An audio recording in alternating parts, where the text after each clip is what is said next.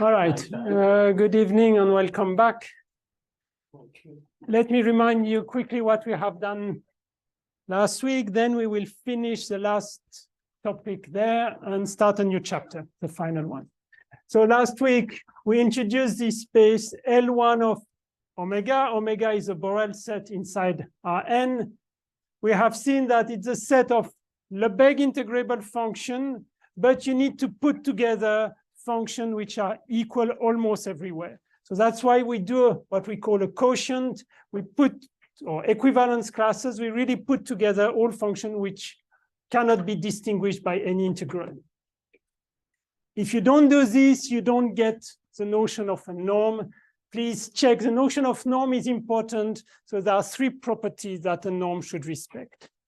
And on this set L1 of omega, we put this norm, which is the integral of this absolute value or modulus of f of x dx. And indeed, this is zero if and only if f is zero almost everywhere.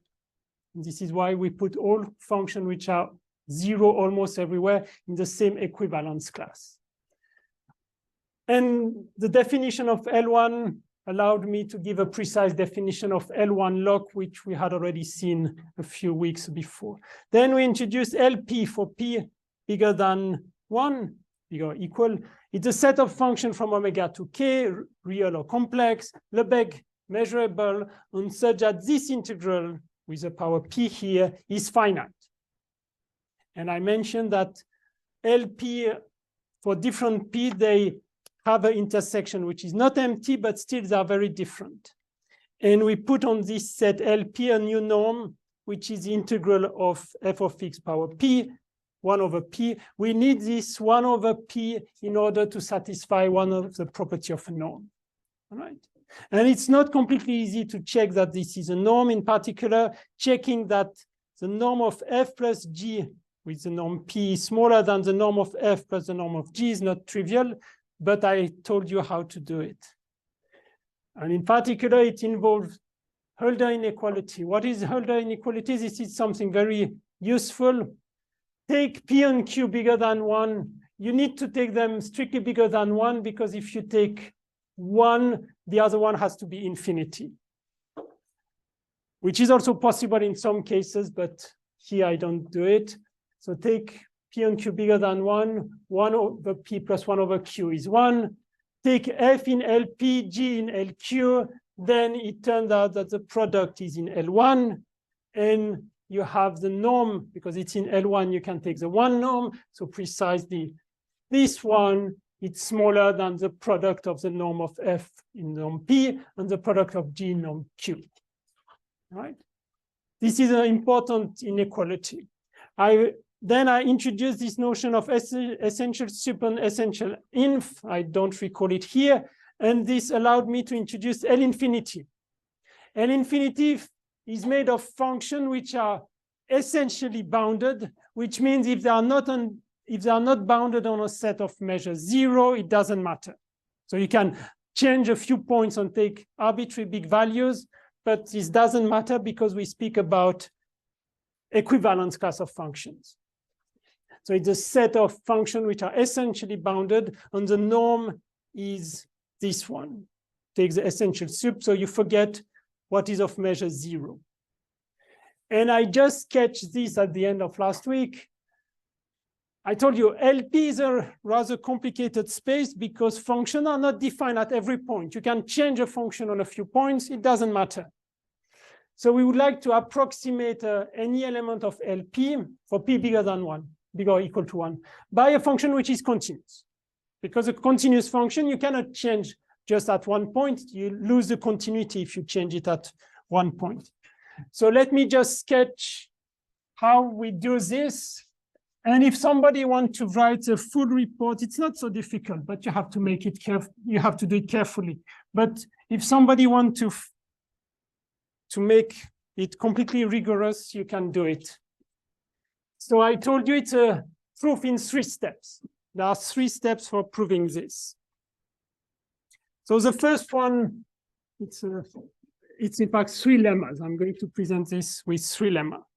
So I consider take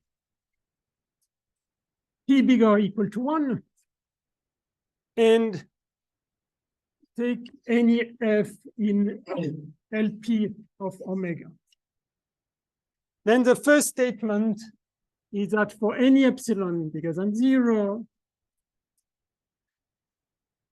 exists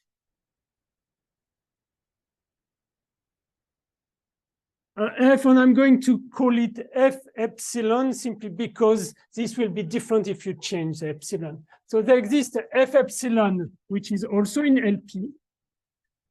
But the point is that this is bounded, while I haven't assumed that f is bounded. In LP, we have unbounded functions, such that the norm of the difference, but this is a p norm, both are in LP, so the difference is also in LP, is smaller or equal to epsilon. So it means in this norm, you can approximate any function by a bounded function, also in LP, up to an error of size epsilon. And what I don't give the proof, but I just give you an idea how you do it. Define for any n integer, I'm going to define an approximation of f.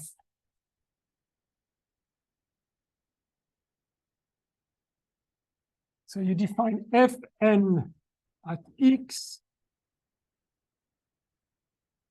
I'm going to say that this is minus n if f of x is strictly smaller than minus n. It is f of x if n f of x,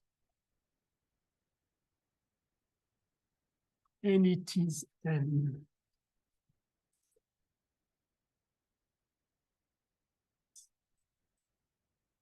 So look at what it is. You have an unbounded function, let's say like this. I fix an n, and I define an approximation of this function. This is f, let's say. I do an approximation like this. It's constant. So this is fn. The yellow one is fn. I just cut when it's going to be bigger than n, and the same for negative values. And then what you can check that limit when n goes to infinity of f of x minus fn of x, our p x. This limit is 0.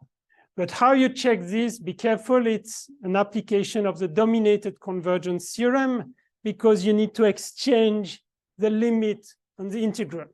So what is the key point? Use dominated convergence theorem. So it means you need to find a dominating function, but it's not too difficult to guess what it is. Because look, these two functions are not so different, and f is LP. So you can use f as a, or 2 times f, or 25 times f if necessary, as a dominating function. So this is the first step. Approximate f by fn. Show that this difference is as small as you want, and then you took what is f epsilon. It's going to be one of them for n large enough. Okay, so this is the first step. So if somebody wants to write the details, or maybe yeah, you can do it. I guess I have written a few things in the notes. So we have already approximated an arbitrary f in LP by something which is bounded, function which is bounded. So the next step, the lemma 2, is now I consider again, p bigger or equal to 1, but I consider f in LP, but bounded, f bounded, because I know I can do it. If I lose something, I can take it bounded. And then the statement is for any epsilon bigger than 0, there exists phi, a simple function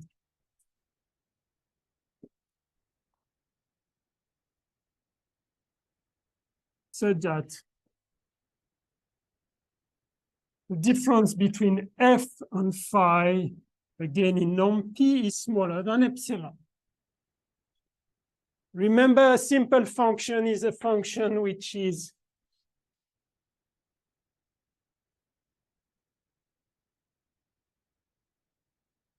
this is a simple function. It's made of a sum of characteristic function on some intervals and multiplied by some constant. Be careful, it can be complex. If it is complex valued, I cannot make this picture because I would have to represent a complex value, but it's the same idea. How can we get this? We did already something very similar. Let me, again, I sketch the proof. If somebody wants to make it precise, I'm very happy. So I start with a f which is LP but bounded. So it means I have an upper value here and a lower value here. This is, let's say, m, and this is minus m. I know that the range. Okay, Vic is not happy, so I need to change the picture. Just I'm just laughing at you. thank you. This is even worse. Okay, now it's better. M and minus m are more or less symmetric. Okay. We can do it because f is bounded. So what I'm going to do, I'm going to subdivide this into several small intervals. And I know I can do it because it's between minus m and m. I look at the part of the function. It's a little bit, okay. It's not easy. I understand why you're laughing. Okay, so let me look at these small part here.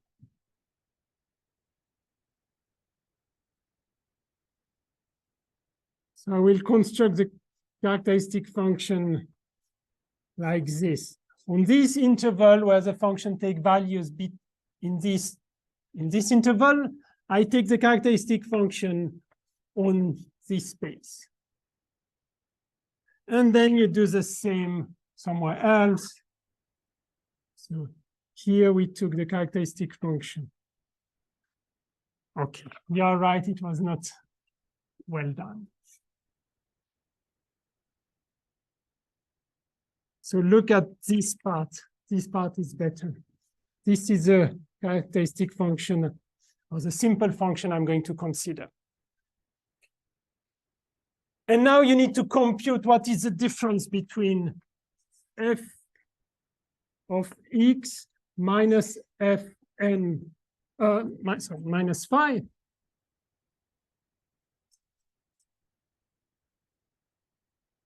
But look, if you choose precisely this subinterval, this difference is at most of this size, right? Because the blue function is the minimum value on an interval, and the function can take from this minimal value to the maximum value. So this difference for x in this subinterval is exactly of this size.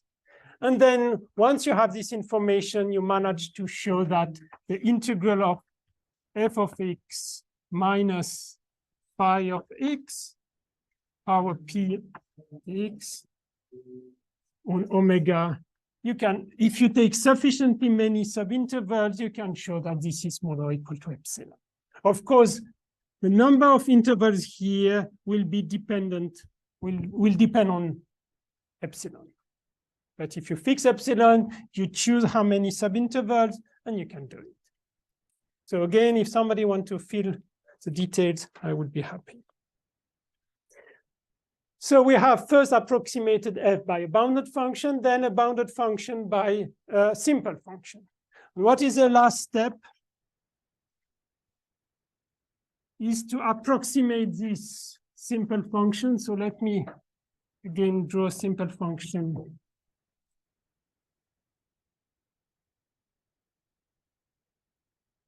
Okay, this is a simple function. I want to approximate this by a continuous function. So I need to do something of this type.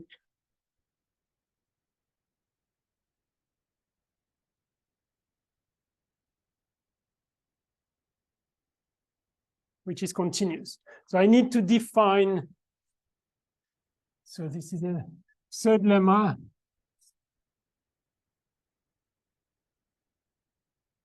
Let phi be a simple function.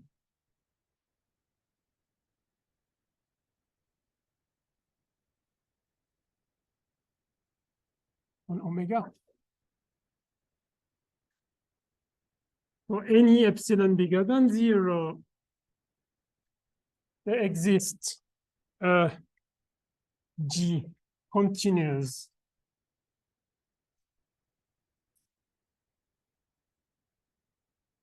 and of course G is going to be in LP of omega, so that the difference integral of phi of x minus G of x our P dx power 1 over P is smaller or equal to epsilon. Oh, sorry, here I need to take a power 1 over P as a norm. You have this 1 over P. Otherwise, you put epsilon power P. So you need to do it, but there is a way to do it, and how you can do it. You know, this interval here, sometimes I call it omega 1 if you have a family of subintervals or subset. You can approximate it by, this is a Borel set, it's not always closed, but you can approximate it by two other intervals. A closed one which is inside and a closed one which is outside. And you can make the difference as small as you want, in the sense of the measure. And then you manage to construct this continuous function, which is, yeah, inside the yellow part, they are just equal. And in this two small interval, they go from 0 to this value, and they change here from this value to this value in this interval. So it's possible to do it. You have to write carefully, but this is the way we do it. So the point is you start with a simple function, which is made just of one characteristic function. And if you know how to do it, then you can finish. Start with phi is equal just to c times the characteristic function on one interval. So it's a function like this. If you know how to go from this to a continuous function like this, if you know how to do it, then you just need to do it n times. So it's, once you know the picture on the right, you can do it on the left as well.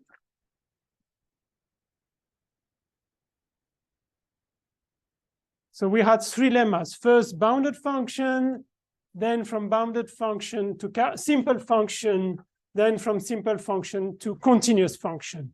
And if you put everything together, you end up with a theorem which I probably already stated last time.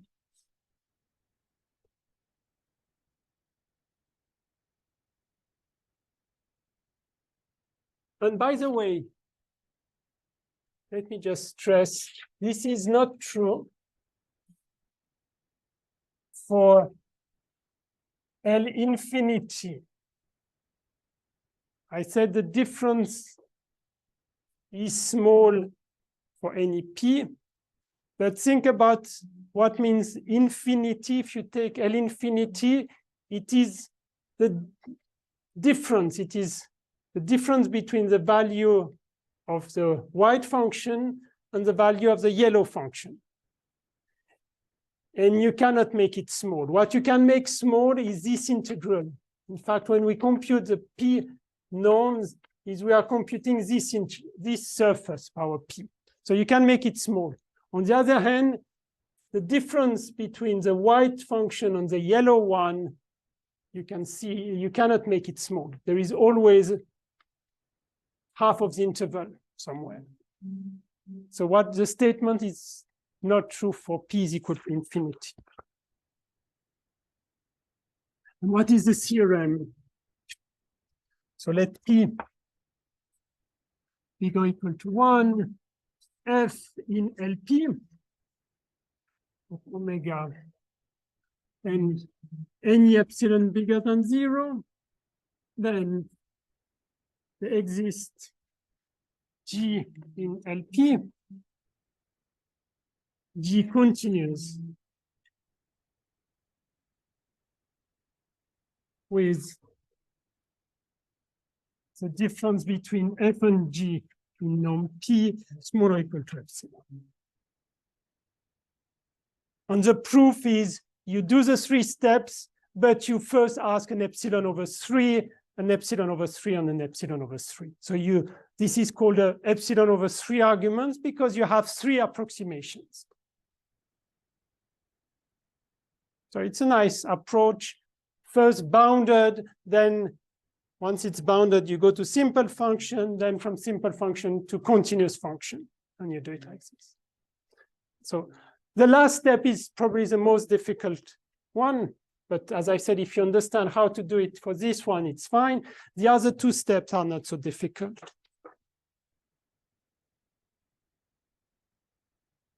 So what is the conclusion of all this? And this is the final words for this topic, for this chapter. We say that the set of continuous functions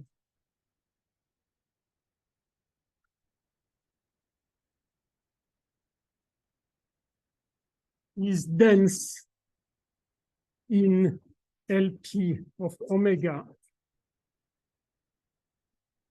or any p. What means dense? Exactly this. It means you can approximate any element in the correct norm by an element which is continuous up to an error of size epsilon. So you can really make this difference very small. And let me just add one more information. This is just continuous, but remark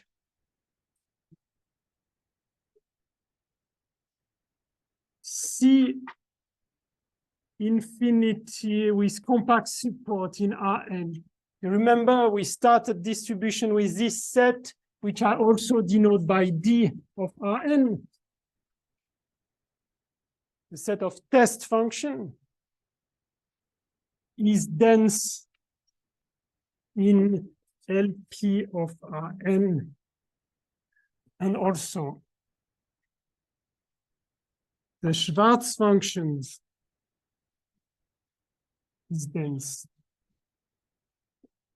in LP of Rn.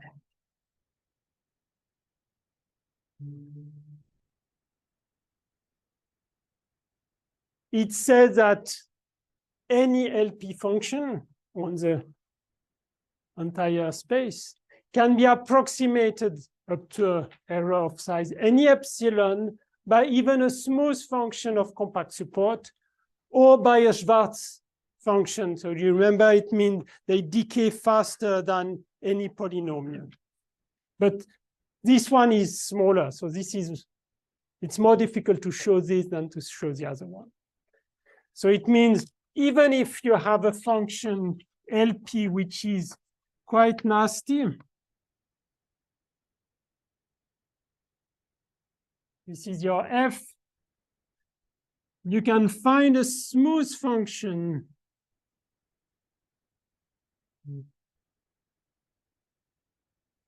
which is even, this is G in C infinity of compact support.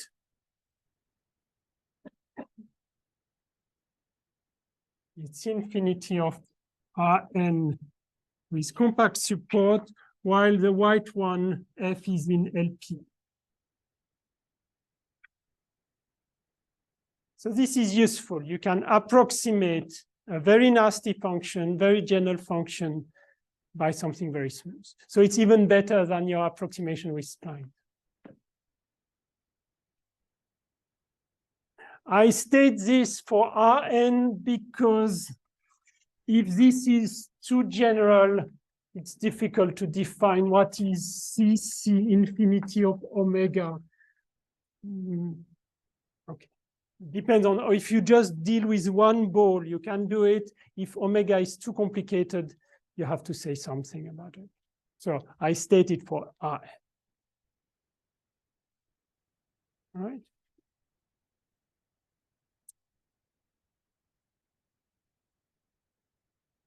So if you try to think about, we spent a couple of weeks on Lebesgue integral, it's a generalization of Riemann integral that we learn in calculus 1 and 2. It allows us to deal with much more functions. And we have some good properties for approximation. We have this dominated convergence theorem, which is very important. And yeah, there are a few results which are important. Not everything is important, but check there are a few results which are important. Any question or remark?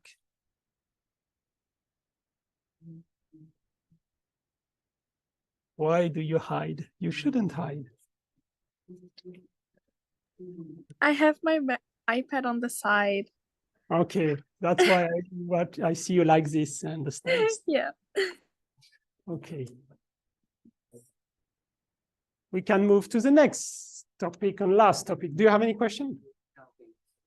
Okay, excellent. So the last topic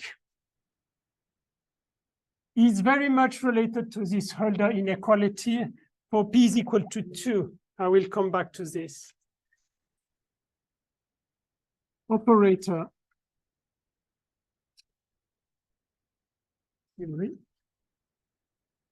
Only Hilbert spaces.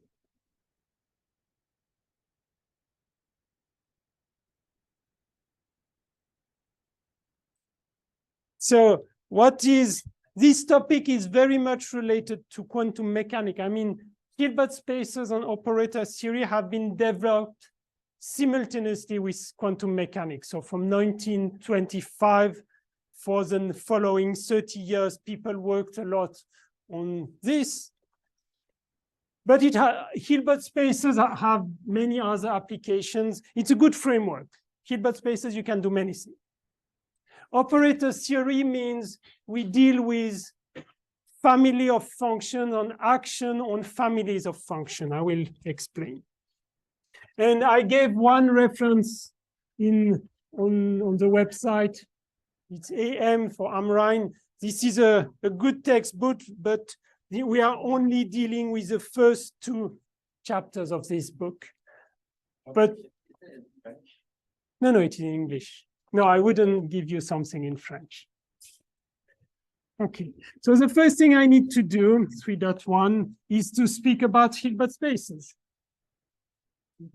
What is a Hilbert space? I will give you directly the full definition, but then we will deal with examples and with properties. And again, it's a good framework. You can do many things in a Hilbert space. And I'm dealing with complex numbers, but if you don't like complex numbers, you can reduce everything to real, but it's less interesting, I would say. But okay, so complex, but you can replace by real if you want. A complex Hilbert space.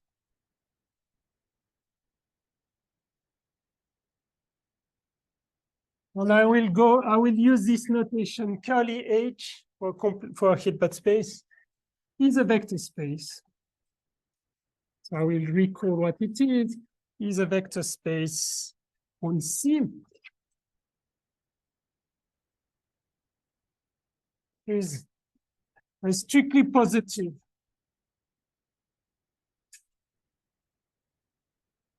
inner product, or this is also sometimes called scalar product. I will use both. Scalar product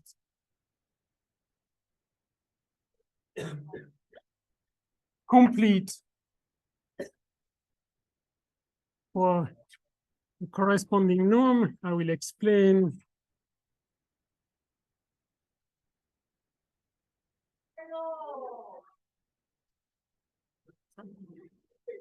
And with a countable basis.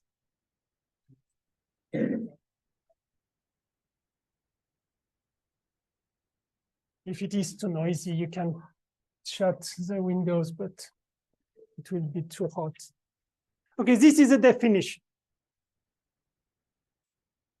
It's a vector space, a strictly positive inner product, it's complete, and it has a countable basis. So I need, we write, how I write the scalar product, I will use this notation. So it's a bracket with two dots. I will explain for the scalar product.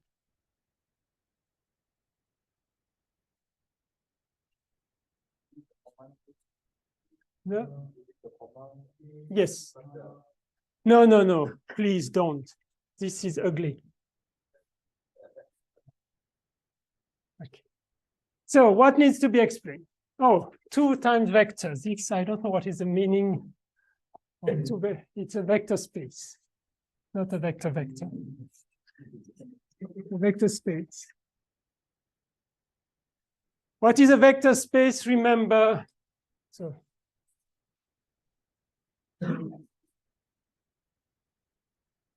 it means if ever you take f and g in H, when lambda a complex number, then f plus lambda g is also an element of H. This is the notion of vector space. You can take 2 elements, add them, multiply by a constant, you have a complex constant, you are still in H. Then we have this notion of scalar product or inner product. Scalar product. You have a question? Why is it strictly positive? It could be 0. I'm coming to. Okay, it depends. Yeah. It's 0 if and only if the vector is 0. That's the point. So maybe I'm too strict by writing strictly positive, but I'm going to state what I mean. Take 2 orthogonal vectors and whatever they do is 0. Yeah, but this is not the meaning of this sentence. I write it here. So what is the properties of the scalar product? So the scalar product, of course, what you said is true, but this is not the meaning. The scalar product satisfies for f in G in H. So the first property is, this is a complex number.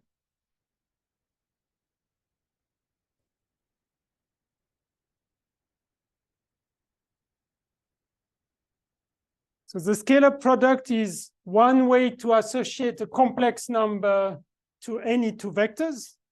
And if you exchange the order of the 2 vectors, you get a complex conjugation.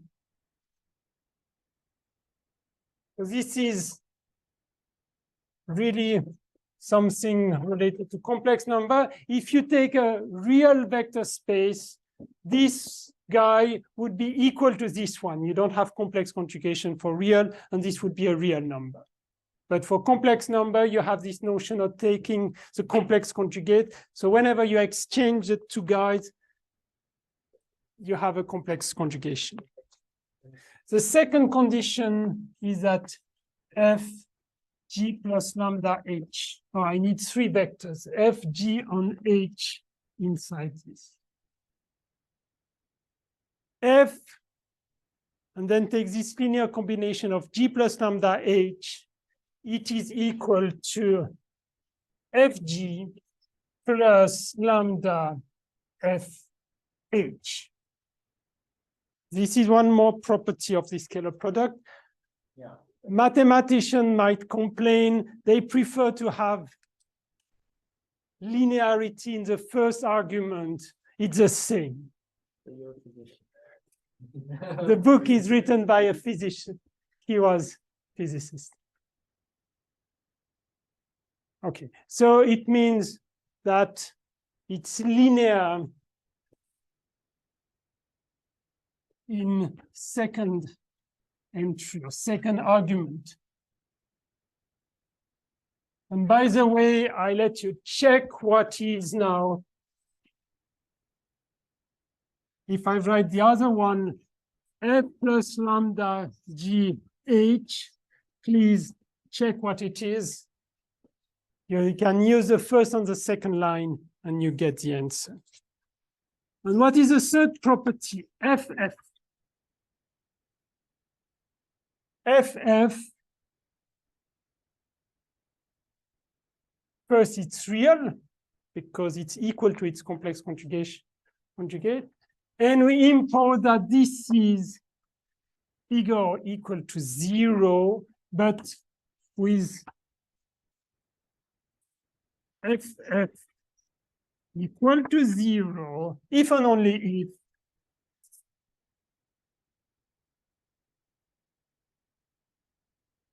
f is the 0 element of your vector space. This is why we call it strictly positive, because as soon as it is not the 0 element, you get something which is positive, strictly positive. What is this 0? Be careful, it's not the number 0. It is the 0 element of the Hilbert space. In a vector space, you always have the 0 element because you can say f plus 0 is f. For example, it's a 0 function. If we deal with functions, it could be the 0 function, the function which is always 0. So scalar product satisfies this about the exchange. It's linear in the second argument. It's bigger or equal to 0, but the equality is true if and only if the vector is 0. Scalar product is real. But if it's complex, how can you state that? No, it's not complex because use the first line. ff has to be equal to its conjugate. Yes, but still, ft is equal to gm, and that's incomplex. Yeah. The scalar product itself is incomplex. Yes, the scalar product is complex, of course. Oh, okay, right. Sure. Okay, never mind. I will give an example later. I just realized how people it was. So, but look, if for any f, we associate a number which is positive and 0 if and only if the number is 0, this should remind you something about a norm. In fact, we set the norm of f, it's a definition, is ff, this is a number which is strictly positive as soon as f is not 0, square root. And check that this is a norm. So whenever you have a scalar product, it automatically defines a norm. So you can check that it satisfies those three properties of a norm. So we have defined vector space, inner product, which is denoted by this expression. Whenever you have an inner product, you have a norm. So it defines this. And what means complete? I already mentioned it last week, and I don't want to emphasize. Complete is like R compared to Q. It means whenever you do a sequence, it converges inside the set. I mentioned last week Banach space. If you're first year, it doesn't really matter. For third, second, or third, no, for second, third, or fourth year, there is a footnote in the notes. You can look at it. What else? Countable basis. It's not automatic that all Hilbert spaces have a countable basis, but we impose it. So it means, you know, in Rn, you have the standard basis. Here, for any Hilbert space, you have also a basis. The thing is, probably you have to go up to infinity. But still, you have the first vector, the second one, the third one, blah, blah, blah, blah, blah, blah, and it's countable. So it means you can associate them with n, with any natural number.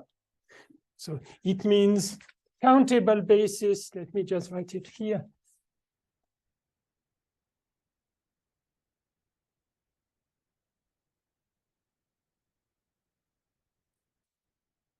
Countable basis means exists a family F small n or small j, j belonging to n, such that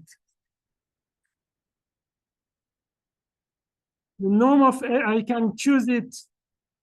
The norm of fj, I can choose it equal to 1.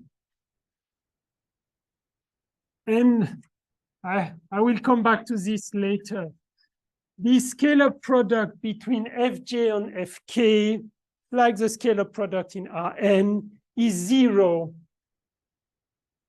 for any j different from k.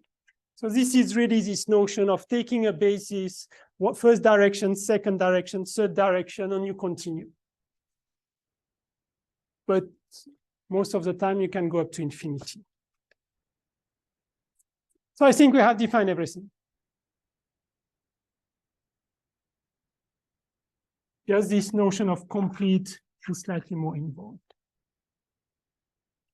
So let me give you some examples, except if there is any question. The first example that doesn't fit with this is Rn. Why it doesn't fit? Because it's not real. Sorry, it's real and not complex. Let me put 0.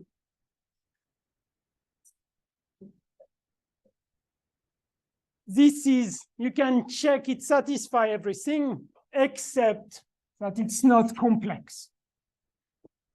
But what would be the scalar product? Take any x1 up to xn, take any y1 up to yn. What is a scalar product? It's what you know. Okay, I call this capital X, this one capital Y. What is the scalar product of x on y?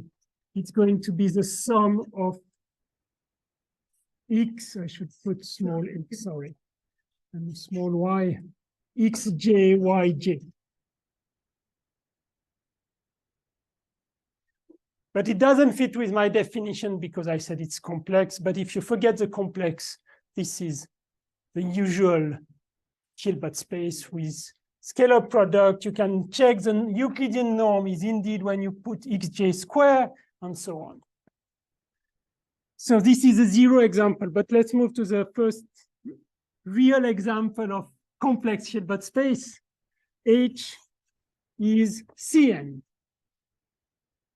So you replace x1 up to xn by n complex numbers.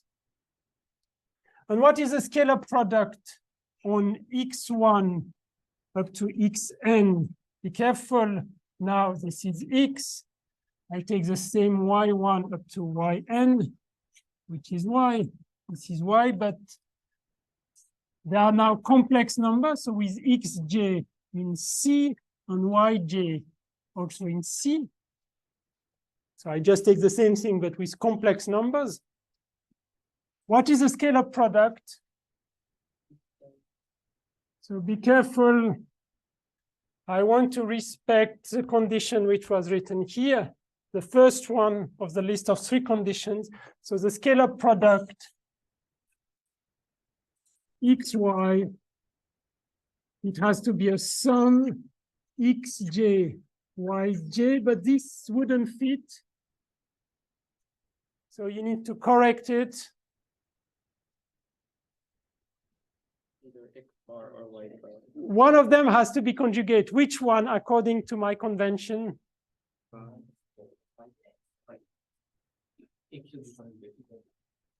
So be careful, this means complex conjugate.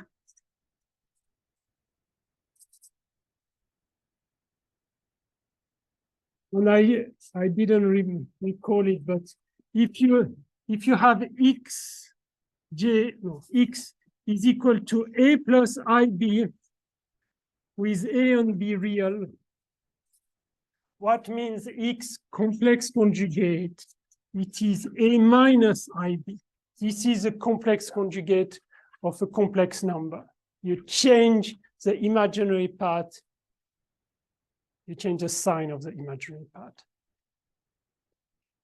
And now you can check with this definition, with this complex conjugate, it satisfies the 3 properties mentioned before. So this is the simplest Cn is, in fact, the only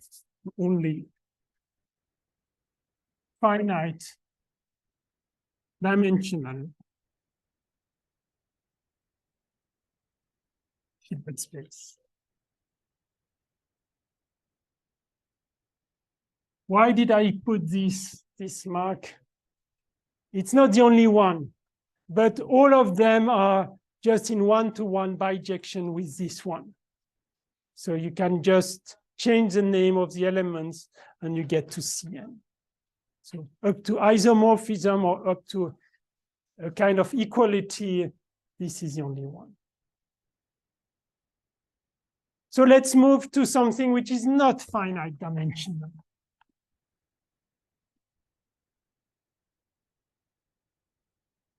I change the order.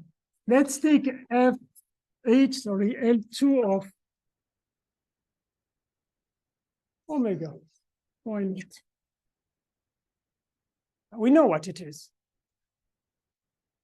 It is a set of functions. We have just introduced all the previous chapter. The previous chapter was especially for giving a meaning to this.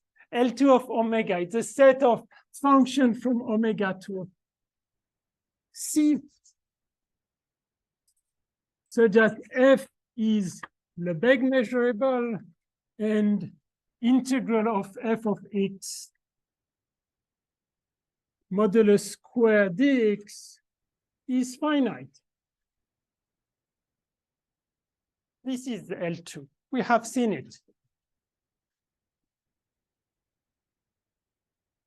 And so what is the scalar product for this? What is Fg?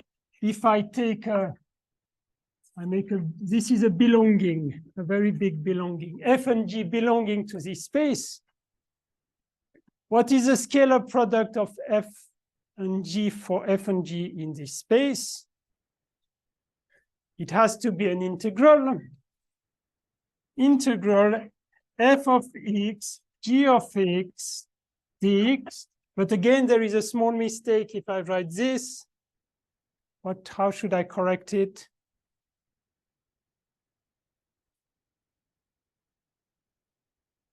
Look, the f of x, whenever you evaluate at one point, it's a complex number, so you can take its complex conjugate and integrate. Why is it meaningful? Hölder inequality. Hölder inequality told us if you have two functions here, the integral of the product, or Hölder, maybe I just remind you, Hölder,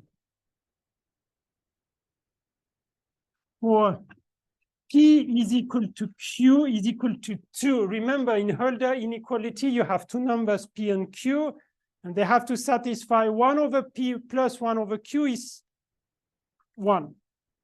Take 2, 1 over 2 plus 1 over 2 is 1.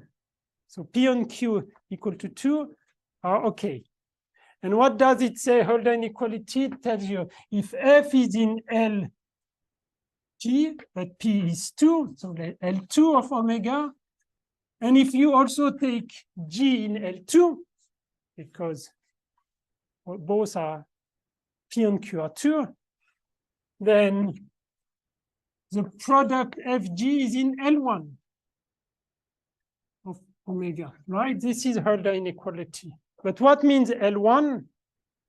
It means precisely you can take this integral. The product is integrable. So this is meaningful. And even we can say more than this, but I will come back to it. So this is a scalar product. In fact, I should put a definition. This is a definition of the scalar product. This is a definition of the scalar product. This is a definition of the scalar product for this fake Hilbert space. So we have seen one. And you can check that. Now, I mentioned last week, I didn't prove it, but I said this space is complete. And this is one condition of a Hilbert space. But be careful. I'm not claiming something which is not correct. So let me emphasize it.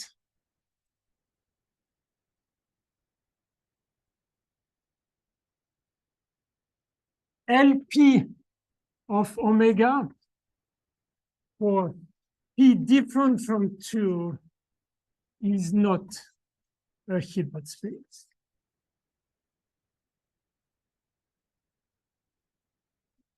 And you could guess it. Why you could guess it? Because if it were a Hilbert space, I should be able to write f of x finite.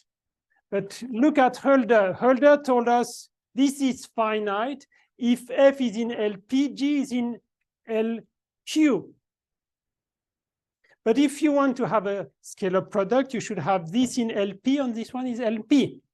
But Hölder doesn't tell you that these two guys in LP imply that this is okay, except if P and Q are equal.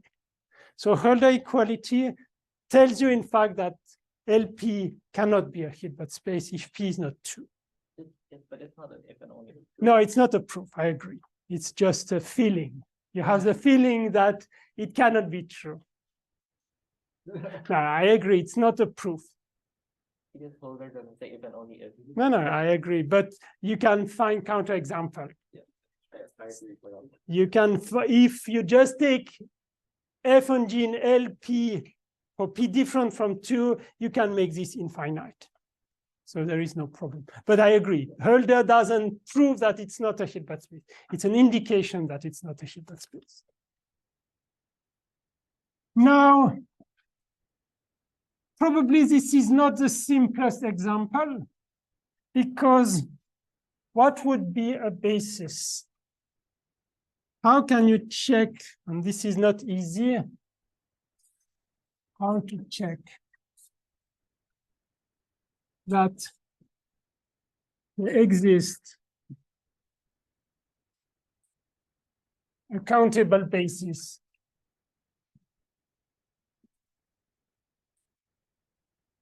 in L2 of omega? It's true, but it's not so easy to prove,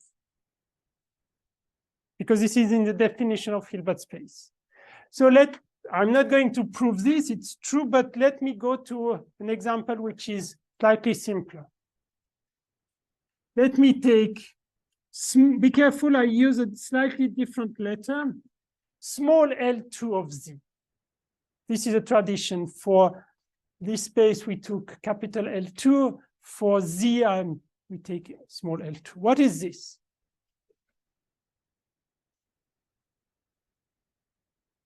It's a set of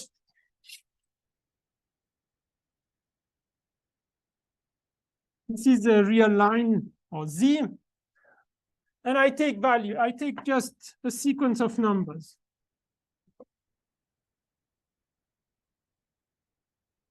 So for each integer, I took one complex number, but it's difficult. So it's a set of, I'm going to call them A. A is AJ, A belonging to Z, with just AJ is a complex number. So you take a collection of complex numbers. But now what means this L2? So this is just a collection of complex numbers, but I assume so that when you do the sum of AJ, this is a complex number. So I'm going to take its modulus square, and I sum over all J. So you take the modulus or absolute value of these numbers, put a square, and do the sum. You can do it. I assume that this is finite. So for example, if you take the number 1, 1, 1, 1, 1, 1, 1 all the time, it's not finite. Or if you take 1 over n, 1 over j, 1 over j is okay. But 1 over square root of j wouldn't be fine. So it means these are sequence, this is a sequence of numbers, but there is a condition of square summability. Why do we take the J and why not in N? I have no problem to take in N, no problem. Okay, I will mention. I just took this one, but it's the same.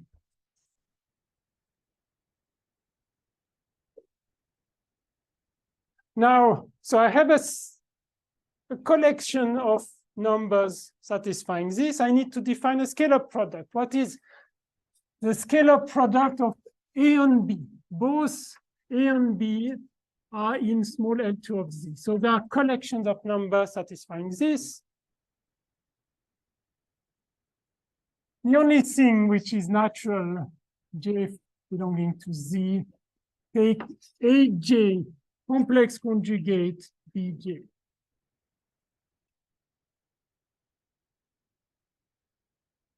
It's not completely, yeah, for the same reason as for function. It's a kind of Hölder inequality.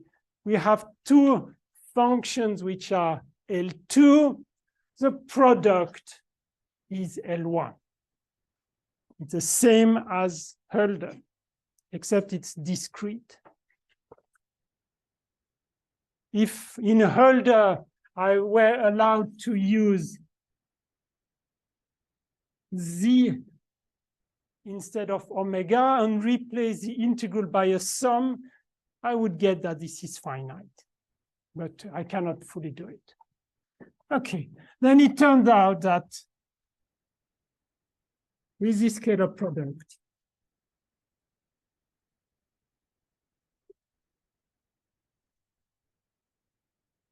L2 of Z is a Hilbert space.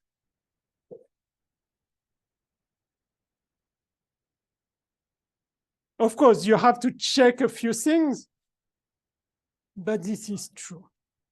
Why I wanted to introduce this example, because I mentioned for this one, it's not easy to check that you have a countable basis. I'm saying that this one, it's easy. What would be a natural basis for this space? So you look for a family of vectors which are orthogonal. Let me tell you a set F fj at a point n. N is going to be in Z. Oh, no, K. I don't want to use N for this.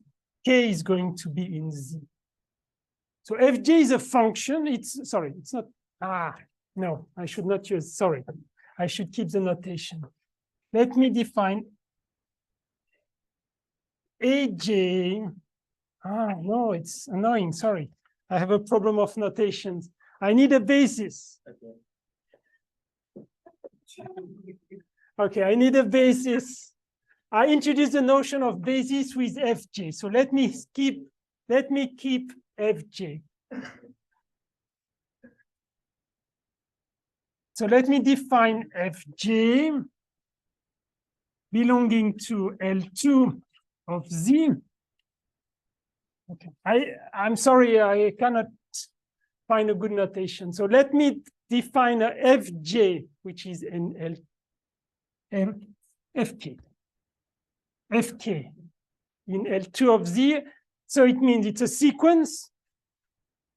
So I need to say what is fk index j. Look, you replace this guy A, you call it fk. So it's a collection of numbers. So I need to say what is fk index j. It's going to be 1 if j is equal to k, 0 if j is different from k. So what I'm doing, I'm just doing the following thing.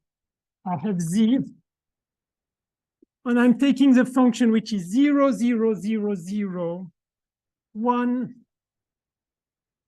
0, 0, 0, 0, 0, and this yellow function, suppose this is k. The yellow function, I call it fk. It's a sequence which is 0, 0, 0, 0, 1 at k, 0, 0, 0, 0. And I have another one, which is also 0, 0, 0, 0, 0, 0, 1. And this is, if I call this L, this is FL. So these are sequence. Of course, you can sum. This is finite because it's 1. You have 0 plus 0 plus 0 plus 0 plus 1 plus 0 blah, blah, blah. You have the same for the red one. You take only the value 1. But now let's check what is fj scalar product with fk or fl. Or if I use these two functions, I should write fk and fl. Can you tell me what is this number? 0 except, okay, on this picture it's 0. Yes, so this is 0 except if k is equal to L. Why? Because take the scalar product, it's written here. So you have 0 times 0 plus 0, 0 plus 0, 0 plus 0, 0 plus 1 times 0, 0, 0, 0, 0, 0, 1 times 0 plus 0, 0, it makes 0.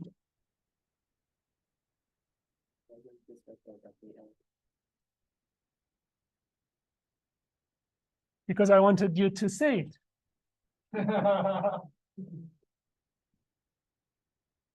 So the family fk is for k in Z is a countable. It's a countable basis of L2 of Z. And indeed, we write, this is just a notation, fk, we also write it delta k for Kronecker delta.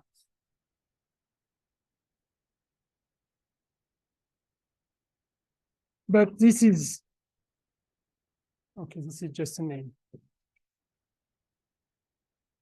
So in this example, it's easy to see that this is a basis made of vectors which satisfy this. It's a definition of a basis. And in fact, any element of this Hilbert space can be written on this basis. If you think about it, take an arbitrary element of L2, you can take as a linear combination of these functions. So I have a small clash of notations because I have written F instead of A. Okay. Last example, this was number 3, just last example, but I don't do it in details. Remark for your, just a remark. You wanted to have L2 of n. The definition is quite clear. You replace z by n. I'm claiming that this is equal to L2 of z.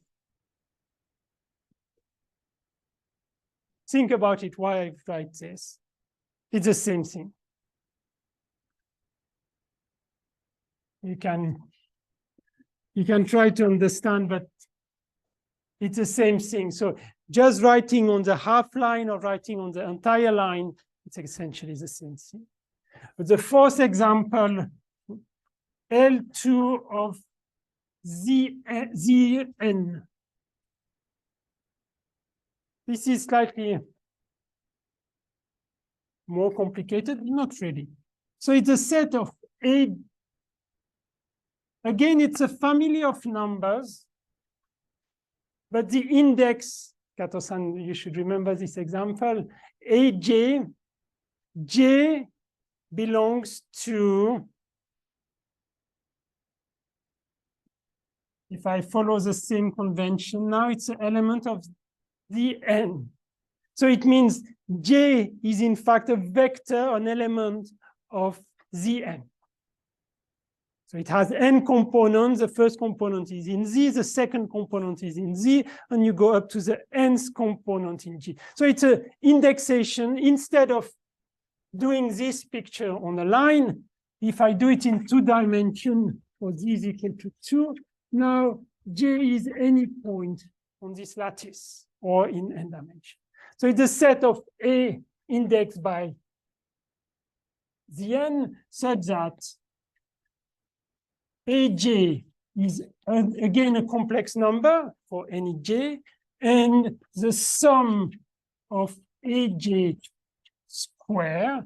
But now again, I sum over all indices, so I sum over j in Zn. It's finite. So it means instead of putting one number above each Z, element of Z, now you put one complex number above each element of Z2 or Zn. Right? And the scalar product is exactly what you expect.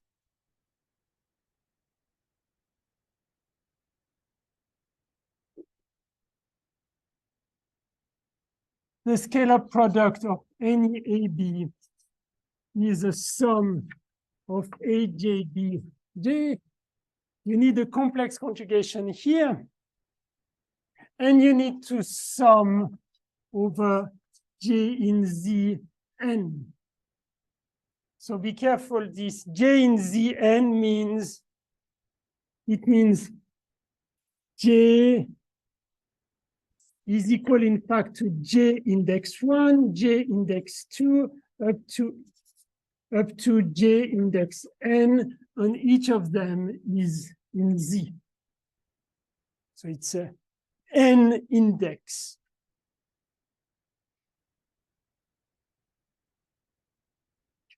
All right.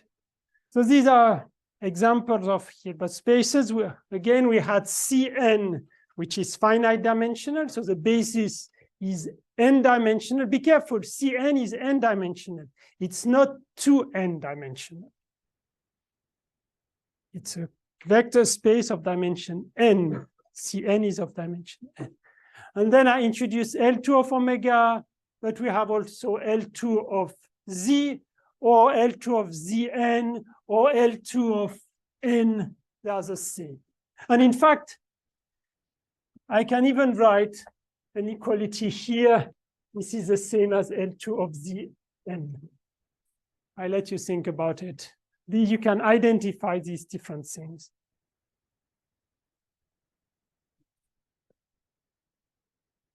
This is true. So I gave you a few examples.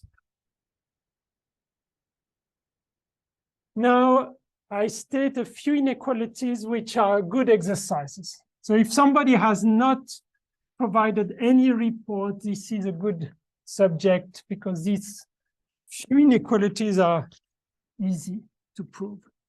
So some inequalities.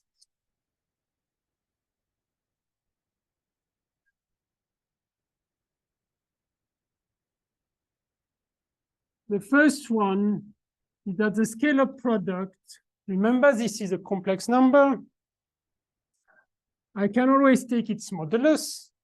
So its absolute value if it is real, or modulus if it is complex, is smaller or equal to the norm of f times the norm of g.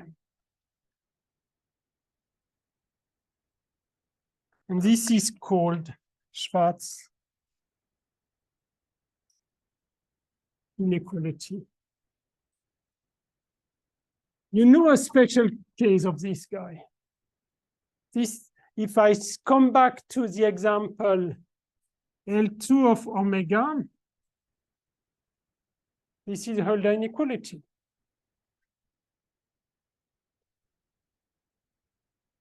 I could write it like this. This is a parenthesis because it's just a special example. So for L2 of omega, it is Hölder inequality.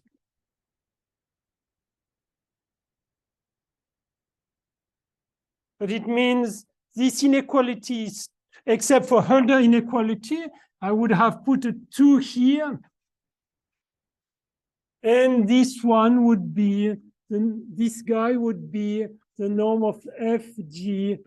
But this is exactly the same. So Hölder inequality for this special case is nothing but Schwarz inequality.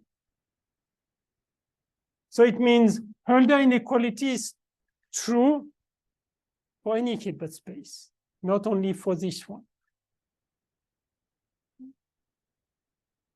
So this is the first an important inequality, Schwarz inequality.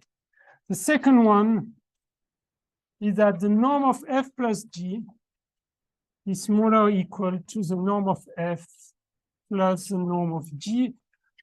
This is clear because it's in the definition of the norm. So if you show this, it allows you to show that it's a norm.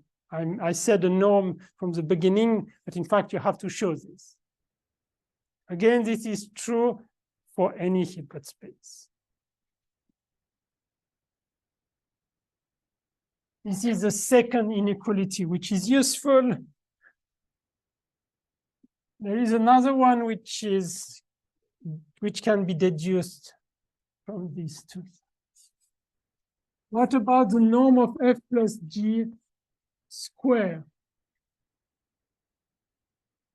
This is smaller than 2 times the norm of f square plus 2 times the norm of g square. You can deduce it from the previous two. And the number 4, the norm of f minus the norm of g. So be careful, I put norm of f minus the norm of g, but it can be positive or negative. So I take, this is a difference of 2 real numbers, 2 positive numbers. I take the absolute value. Now this is really the absolute value. And this is smaller than norm of f minus g. And this has to be true for any fg in an arbitrary Hilbert space. So once again, if you have not submitted any report, you can try. In the book, in the notes, I gave a reference. It's at the very beginning, maybe page 4 of the book of Amhain. So it's really at the beginning. So it's an exercise to prove this inequality. They are very useful. You use them all the time. So this is why a Hilbert space is useful. You have this triangle inequality. You have this inequality about the scalar product. This is another kind of triangular inequality, and the absolute value of this difference is smaller than the norm of this difference.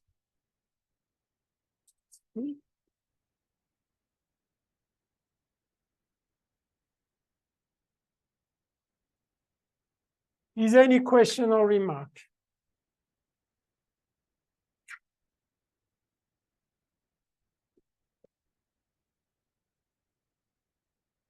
No question or remark. Okay, so abstract Hilbert spaces, but I gave 4 examples, and we have these inequalities which are really useful. You remember when we discuss about distribution, we have the notion of convergence. This was an important issue. What about convergence? You'd like to take a family of elements of a Hilbert space and say what means they converge to somebody. We have 2 notions. 2 notions. I will explain the definition. Take Fj, a sequence of elements of H. H is always one Hilbert space. So it means you take a first element, a second one, a third one, and so on. And what I would like to say is what means Fj converge to F infinity. What is the meaning of this when J goes to infinity? And I'm saying there are 2 notions. So the first one, Fj converge strongly. We have a strong guy and a weak guy. So we say that Fj converges strongly to F infinity, also in H, if takes the difference Fj, takes the difference Fj minus F infinity. You take the norm of this difference, it's a vector space, so you can take the difference, and you simply assume that this goes to 0 when J goes to infinity. So the limit when J goes to infinity of this difference is 0. This is a notion of strong convergence, which is a quite natural one. But as I said, there is a second notion. Maybe it's good to recall what means this. Let me just recall with epsilon and capital N. It means, this is calculus 1, for any epsilon bigger than 0, there exists n in n large enough such that the difference between Fj and F infinity is smaller or equal to epsilon for any J bigger or equal to this capital N. This is the exact definition of convergence, or this limit. But what is the second notion? Yeah, a weak one. Fj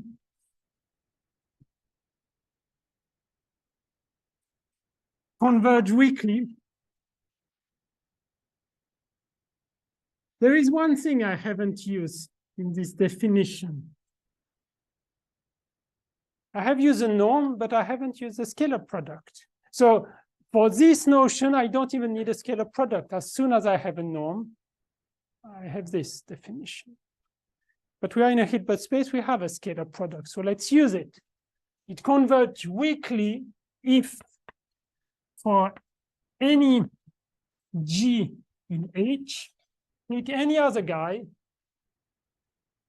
limit when J goes to infinity of G Fj minus F infinity. Look, this is a number because Fj minus F infinity is an element of the Hilbert space, but you take the scalar product with an element of G, with an element G of the Hilbert space. This is 0. And again, let me write in terms of epsilon and n. So it means for any epsilon bigger than 0, for any G inside the Hilbert space, it depends on the G, there exists n, and this n depends on epsilon and G, and n such that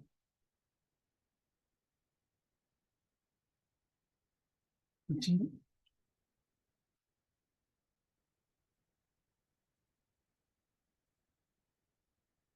I would like to say that this is smaller than epsilon, but I have a small problem. It's a complex number. So you need to do something, take modulus smaller or equal to epsilon for any J bigger or equal to n. But look, there is a difference between what is on the left and what is here, or what is on the right and what is in the middle. The difference is for the one on the right, the capital N can only depend on epsilon.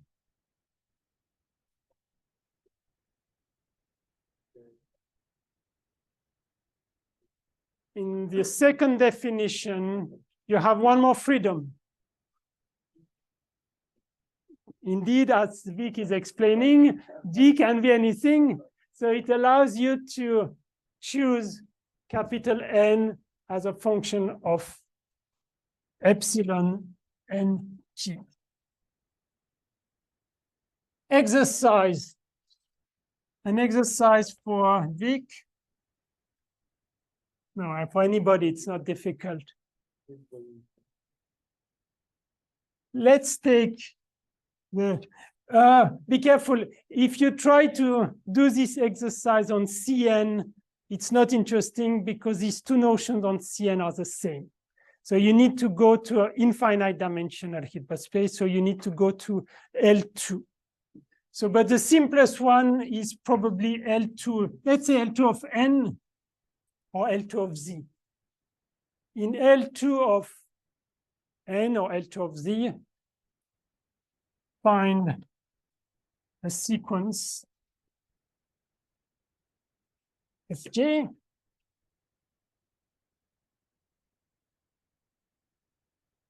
which converge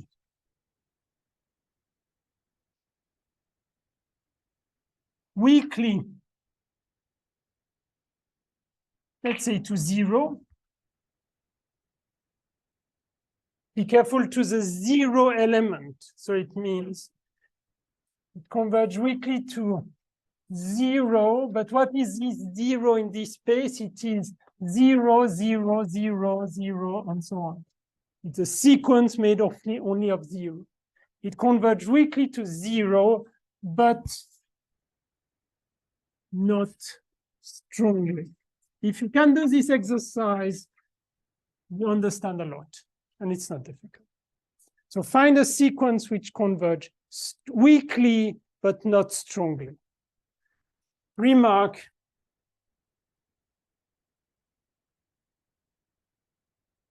this is an exercise. The converse is not possible. Remark the converse is not possible. And why is it's not possible?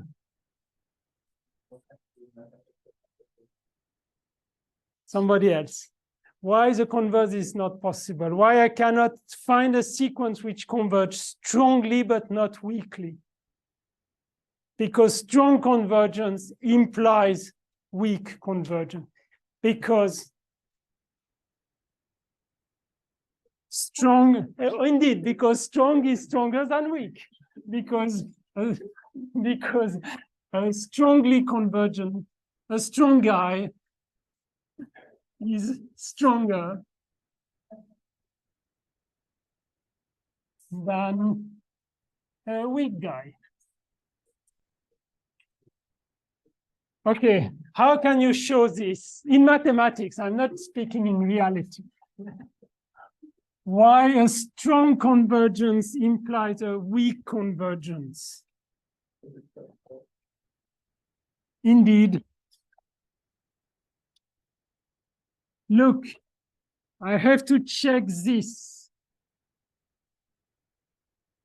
I have to show that this is converging to 0 if we have a strong convergence. But look, I can always say that this is smaller than G times Fj minus F infinity. This is Schwarz inequality. So if this one, my assumption is this one goes to 0, J going to infinity, this is the assumption. Assumption of strong convergence.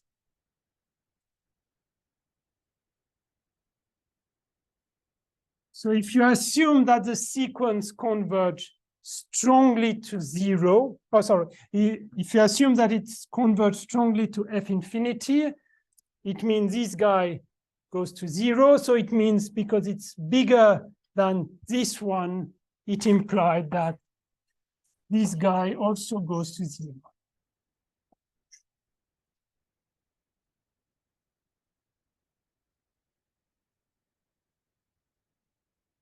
So this is the meaning of strong guy is stronger than a weak guy. In this sense, a strong convergence implies a weak convergence, but the converse is not true. And this is why I ask you the exercise here. So, and in L2 of n, it's rather easy to construct an example. In L2 of omega, I mentioned before, it's a little bit more difficult. All right, it's already time.